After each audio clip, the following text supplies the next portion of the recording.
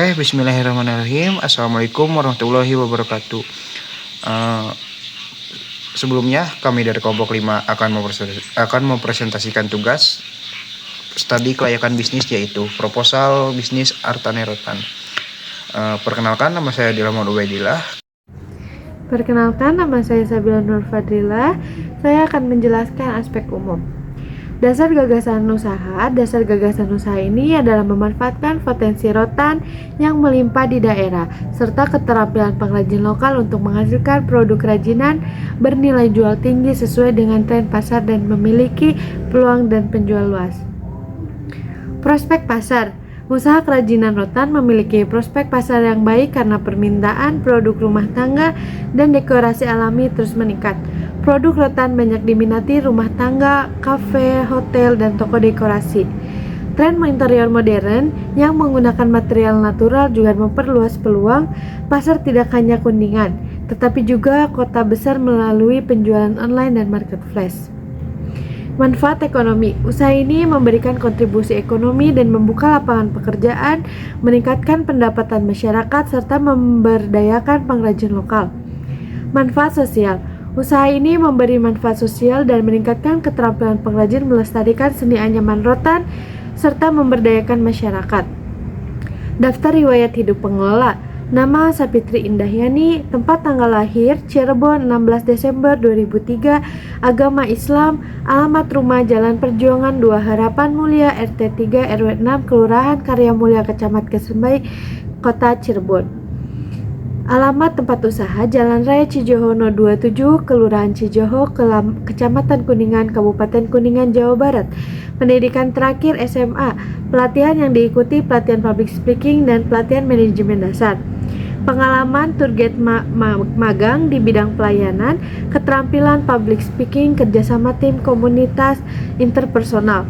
Bakat dan hobi traveling dan seni, kegiatan sosial, berpartisipasi dalam kegiatan sosial lingkungan kerja bakti.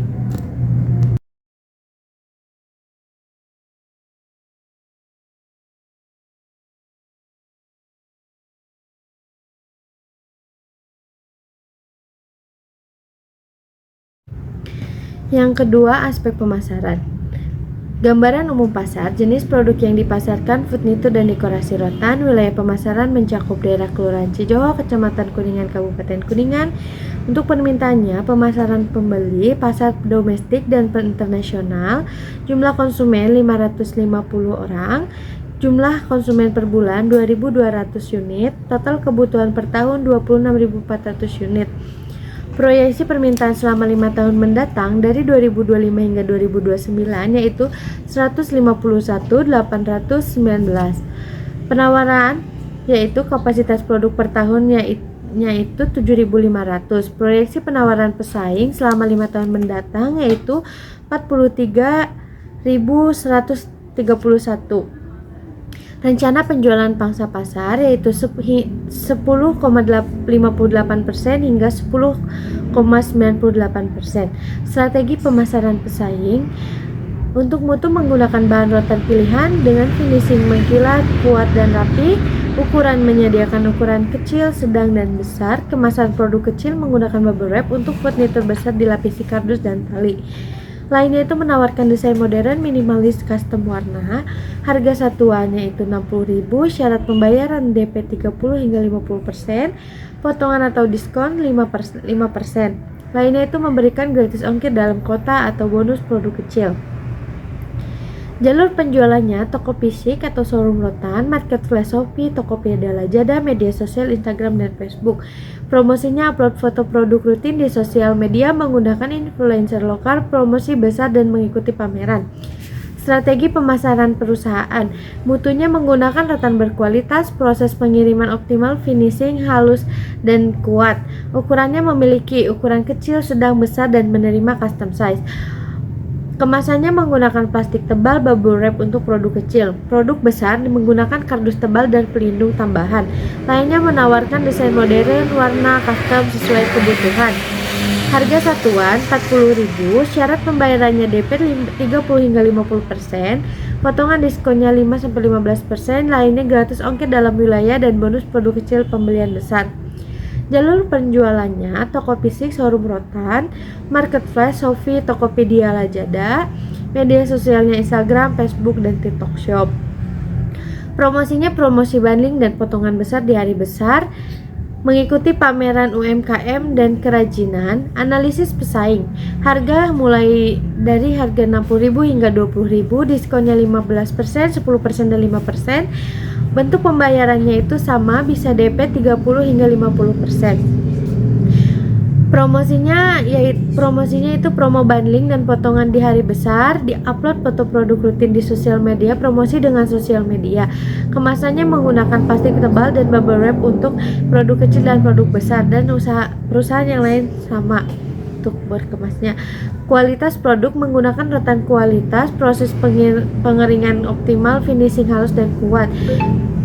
Menggunakan rotan berkualitas, proses pengeringan optimal dan finishing halus dan kuat.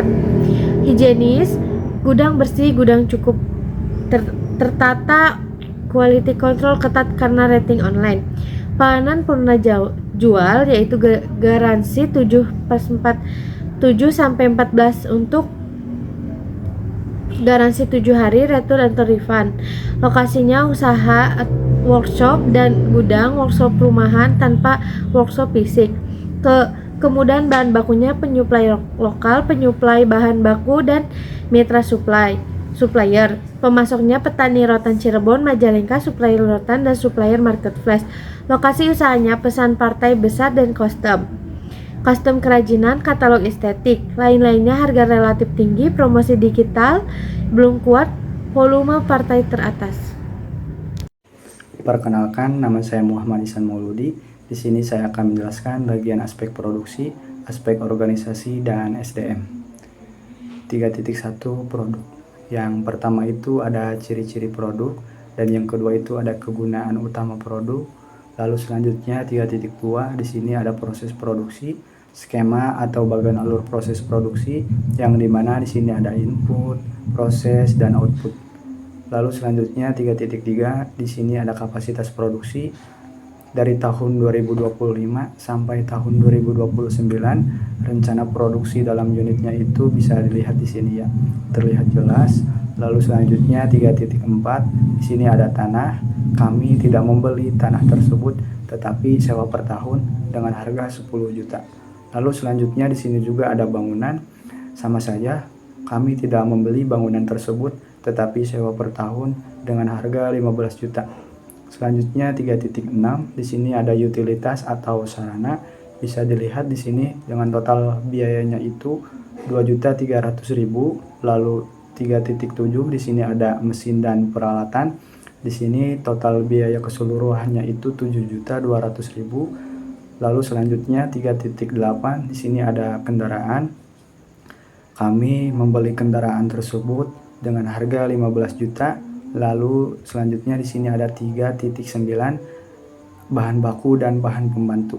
Yang pertama itu bahan baku utama dan bahan pembantu yang diperlukan sesuai dengan rencana produksi tahun pertama.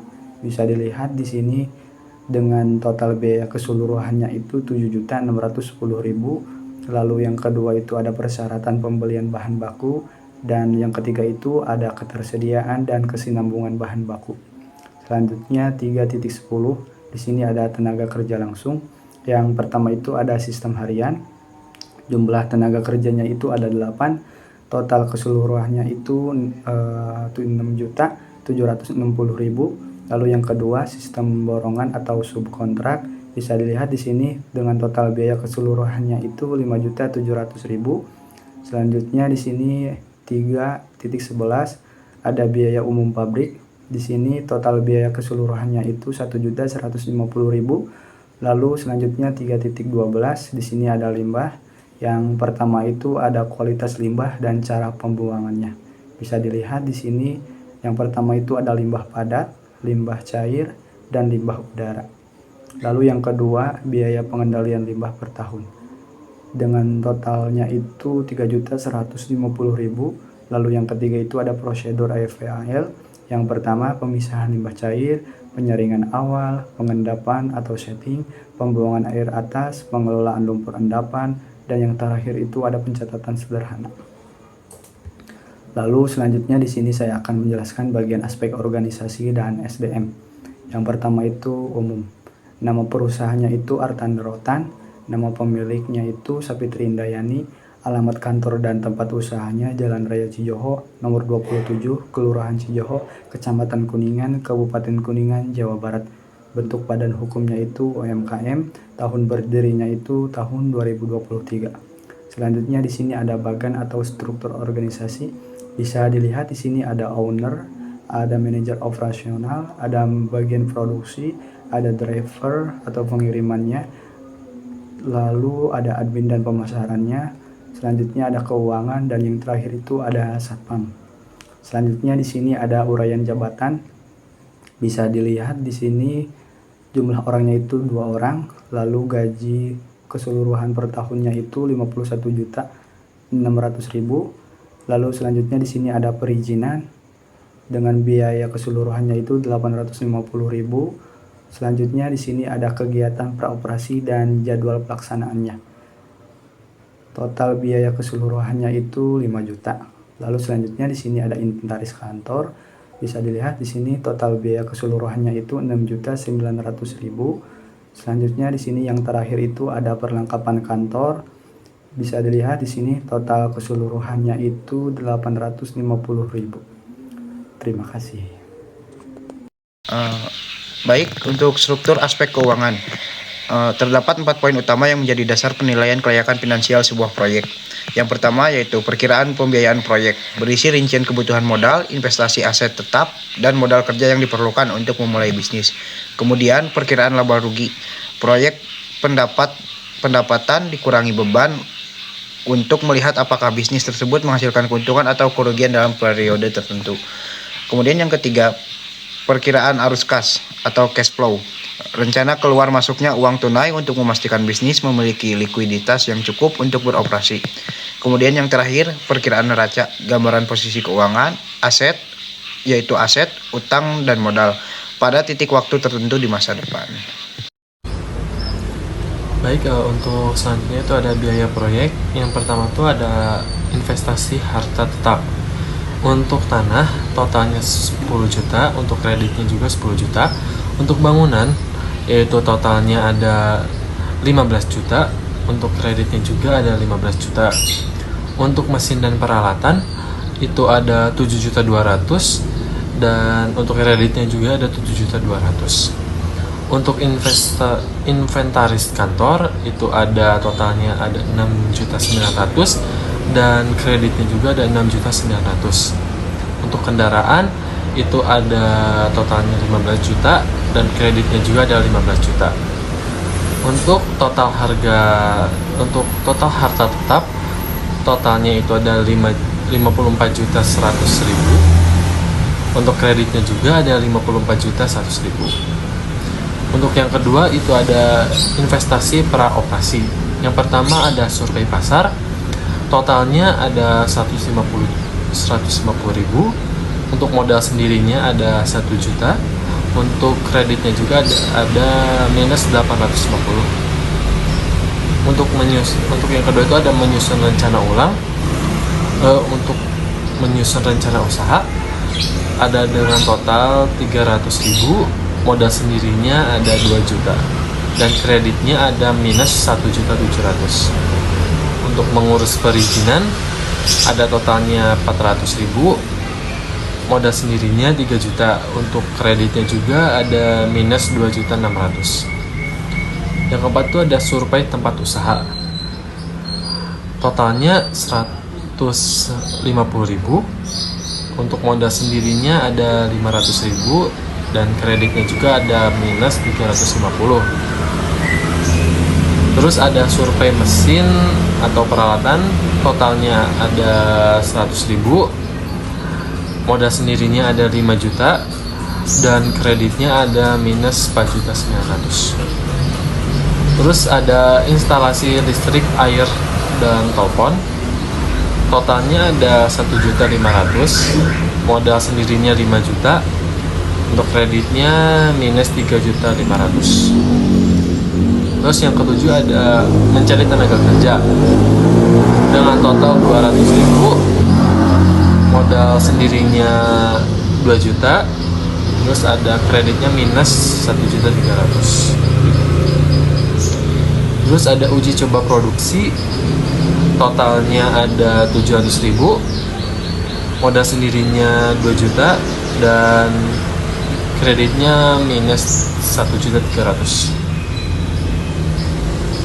Yang ke-9 itu ada operasional dengan total 1 juta, dengan total 1.500.000, modal sendirinya 20 juta, untuk kreditnya minus 18.500.000. Untuk total praoperasi, totalnya ada 5 juta, modal sendirinya 39.500.000, untuk kreditnya ada minus 34.500.000. Untuk itu maka investasi A dan B, yaitu investasi harta tetap sama praoperasi, untuk totalnya 59.100.000, modal sendirinya 39.500.000, dan kreditnya ada 19.600.000. Lanjut untuk modal kerja, poin pertama itu ada biaya pokok produksi, diantaranya ada 1 bahan baku dan pembantu, yaitu 7.610.000. Upah tenaga kerja, upah tenaga produksi itu ada 12.460.000. Terus ada biaya umum pabrik, yaitu 1.150.000. Maka total biaya pokok produksinya itu ada 21.220.000. Poin kedua yaitu ada biaya usaha. Untuk yang pertama itu ada direktur, totalnya 27.600.000. Untuk manajer 24 juta. Untuk biaya pemasaran 9.000. Suplai kantor atau ATK 850.000. Untuk sewa ada 25 juta. Untuk lain-lain atau limbah 3.150.000. Maka total biaya usaha yaitu 80.609.000. Total biaya operasi per 5 bulan ada di angka 101.129.000. Modal kerja 1/5 dikali biaya operasi, totalnya ada 20.365.800 perak. Untuk modal sendirinya ada 20.365.800. Untuk kreditnya yaitu 0. Maka total biaya proyek C dan D totalnya 79.465.800 perak. Untuk modal sendirinya ada 59.865.800. Untuk kreditnya ada 19.600.000 rupiah. Prosentasenya di total itu 100%, modal sendiri 75%, dan kreditnya 25%. Di sini saya akan menjelaskan tentang laba rugi untuk bisnis saya. Untuk tahun ke-1-nya itu untuk rencana produksi dalam set 2.000, tahun keduanya 2.200, untuk tahun ketiganya 2.420, tahun keempatnya 2.662, untuk tahun kelimanya itu 2.928,2. Untuk di bagian penjualan itu untuk tahun ke-1 120 juta, untuk tahun keduanya 132 juta, untuk tahun ketiga 145.200.000, untuk tahun keempat 159.720.000, untuk tahun kelima 175.692.000. Untuk di biaya produksinya, total biaya produksi tahun ke-1 itu 21.220.000, untuk tahun keduanya 23.342.000, untuk tahun ketiga 25.676.200, untuk tahun keempat 28.243.820 perak, untuk tahun kelimanya 31.068.202. di bagian penyusutan, untuk penyusutan tahun ke-1 itu ada 779.167 perak, tahun kedua 779.167 perak, untuk tahun ketiga 779.167 perak, untuk tahun keempat 779.167 perak, dan tahun kelima 779.167 perak. Untuk di bagian amortisasi di tahun ke-1 41.667 perak, di tahun kedua 41.667 perak juga, untuk di tahun ketiga 41,667 perak juga, untuk di bagian tahun keempat 41,667 perak, dan di bagian tahun kelima 41,667 perak juga. Total biaya dari tahun ke-1 dengan total 81.429.833 perak, tahun kedua 81.429.833 perak, untuk tahun ketiga 81.429.833 perak, untuk tahun keempat 81.429.833 perak, untuk tahun 5 dengan hal yang sama 81.429.833 perak. Untuk di bagian pajak tahun ke-1 itu cuma 867.500. Untuk tahun kedua 2.289,063 perak. Untuk tahun ketiga 4.138.779 perak. Untuk tahun keempat 6.098.294 perak. Untuk tahun kelima 6.295.532 perak. Di bagian laba tahun ke-1 ini menghasilkan 7.807.575 perak. Untuk tahun kedua 20.601.563 perak. Untuk tahun ketiga 31.766.416 perak. Untuk tahun keempat 42.867.66 perak. Untuk tahun kelima 56.356.240 perak. Untuk BEP per 100%, untuk tahun ke-1 82%, tahun kedua 75%, tahun ketiga 68%, untuk tahun keempat 62%, dan tahun kelima 56%. Proyeksi arus kas dari usaha kami. Untuk penjelasannya itu total penjualan tahun ke-1 itu 120 juta, untuk tahun kedua 132 juta, untuk tahun ketiga 145.200.000, untuk tahun keempat 159.720.000, untuk tahun kelima 175.692.000.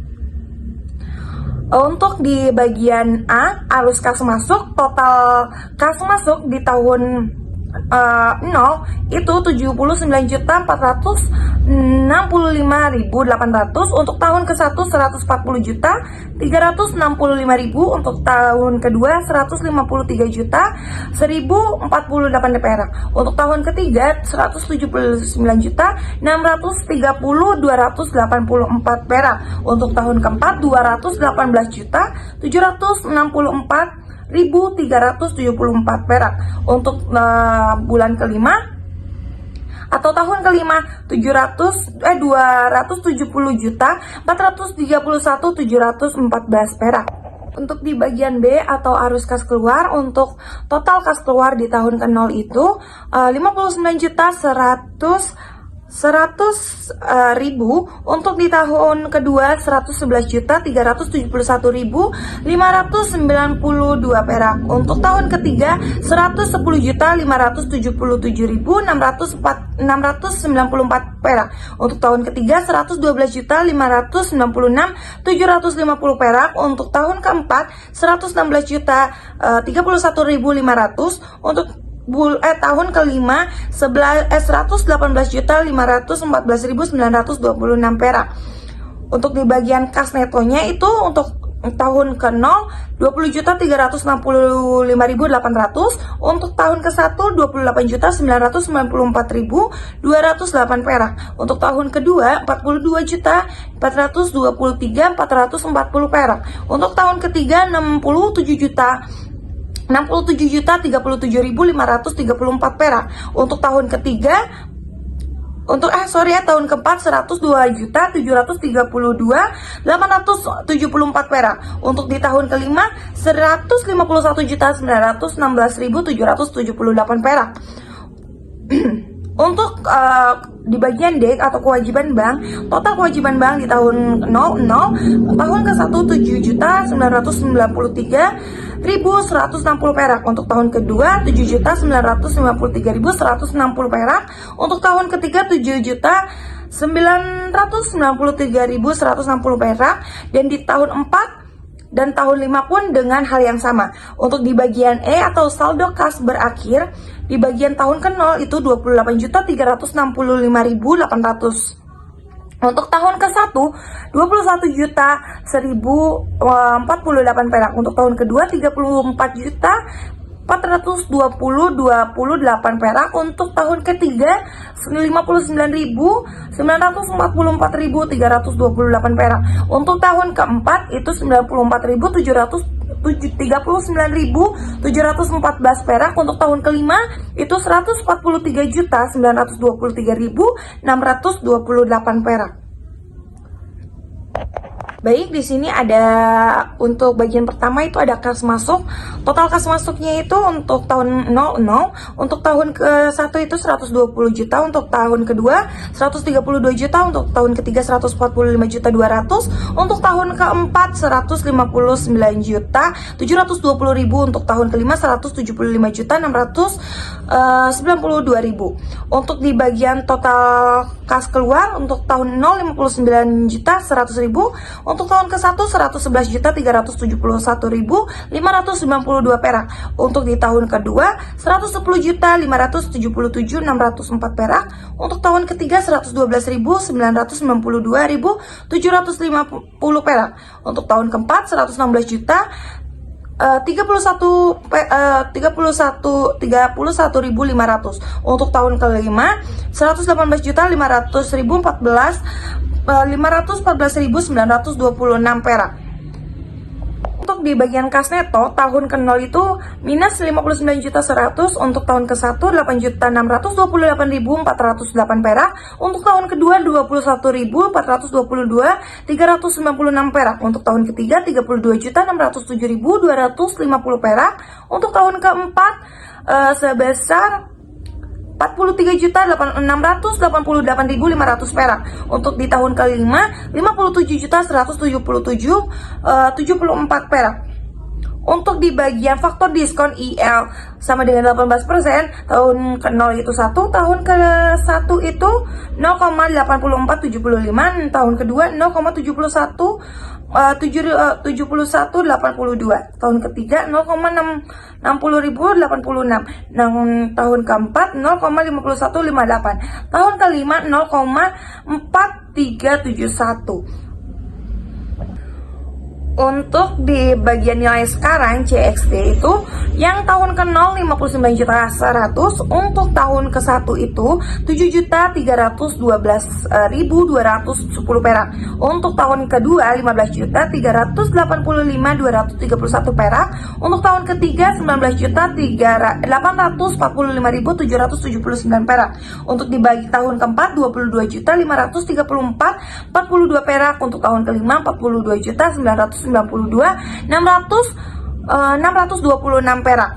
Untuk di bagian faktor diskon I2 sama dengan 60%, tahun ke-01, tahun ke-1 0,62.050, untuk tahun kedua 0,3906, untuk tahun ketiga 0,2441, untuk tahun keempat 0,15526, untuk tahun kelima 0,0954. Dan terakhir di sini saya akan menjelaskan nilai sekarang CXF-nya. Untuk tahun 0 minus 59.100.000, untuk tahun ke-1 5.392.755 perak, untuk tahun kedua 8.368.123 perak, untuk tahun ketiga 7.960.755 perak, untuk tahun keempat 6.666.336 perak, untuk tahun kelima 452.831 perak. Untuk RR-nya NPV-nya itu 30.969.889 perak. Untuk PP-nya itu tahun per bulan. Terima kasih. Oke, perkenalkan, nama saya Eki Budi Firmansyah. Selanjutnya ada proyeksi neraca. Yang pertama ada harta yang terdiri dari beberapa bagian. Yang pertama ada harta lancar yang terdiri dari kas, piutang, dan persediaan. Total harta lancar pada tahun awal yaitu sebesar Rp20.395.800. Tahun pertama sebesar Rp21.048.000. Tahun kedua Rp34.430.284. Tahun ketiga Rp59.044.317. Pada tahun keempat Rp94.739.714. Pada tahun kelima Rp143.923.628. Yang kedua ada harta tetap yang terdiri dari tanah, bangunan, mesin dan peralatan, investasi, kendaraan, dan lain-lain. Total harta tetap pada awal tahun sampai tahun kelima itu sebesar Rp54.100.000.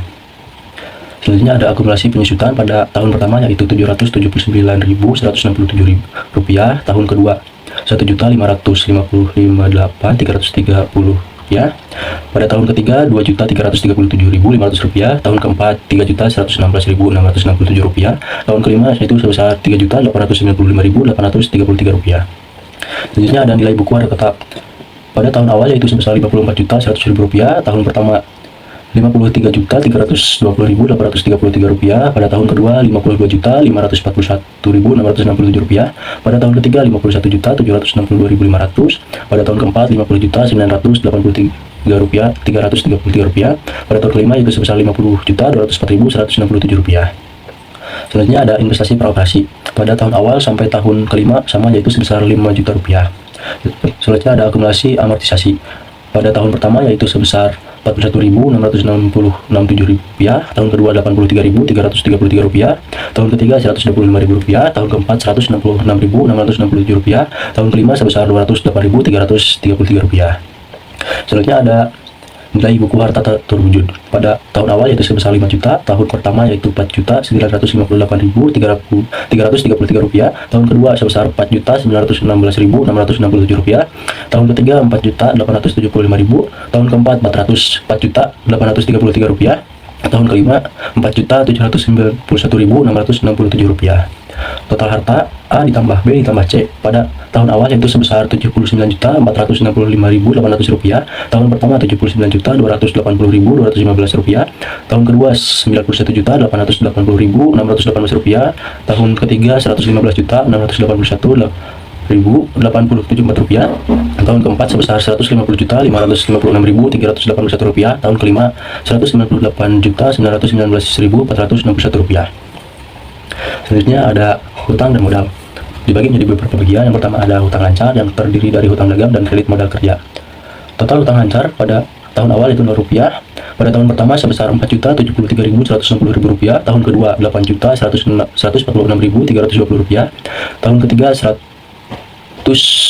pada tahun ketiga Rp12.219.480.000. Tahun keempat Rp16.292.640. Pada tahun kelima yaitu sebesar Rp20.365.800. Yang kedua ada hutang jangka panjang yang terdiri dari kredit investasi. Total hutang jangka panjang pada tahun awal itu sebesar Rp19.600.000. Tahun pertama Rp15.980.000. Tahun kedua Rp11.760.000. Tahun ketiga Rp7.840.000. Tahun keempat Rp3.920.000. Tahun kelima 0. Yang ketiga ada modal yang terdiri dari modal sendiri, laba periode lalu, dan laba pada tahun awal yaitu sebesar Rp59.865.800. Pada tahun pertama yaitu sebesar Rp63.673.375. Tahun kedua Rp148.140.738. Tahun ketiga Rp239.792.954. Pada tahun keempat sebesar Rp342.526.421. Pada tahun kelima yaitu sebesar Rp458.748.451. Total hutang dan modal untuk A ditambah B ditambah C pada tahun awal sebesar Rp79.425.800. Pada tahun pertama sebesar Rp79.280.215. Tahun kedua Rp151.754.418. Tahun ketiga Rp235.413.474 Tahun keempat sebesar Rp350.153.781 Pada tahun kelima sebesar Rp438.382.661. ROI sama dengan laba dibagi total harta dikali 100%. Pada tahun pertama yaitu sebesar 9,8%, tahun kedua 13,6%, tahun ketiga 13,5%, tahun keempat 13%, tahun kelima yaitu sebesar 12%. Sekian dari saya, terima kasih. Oke, cukup sekian yang dapat kelompok kami sampaikan. Kurang lebihnya mohon maaf. Billahi taufiq wal hidayah. Wassalamualaikum warahmatullahi wabarakatuh.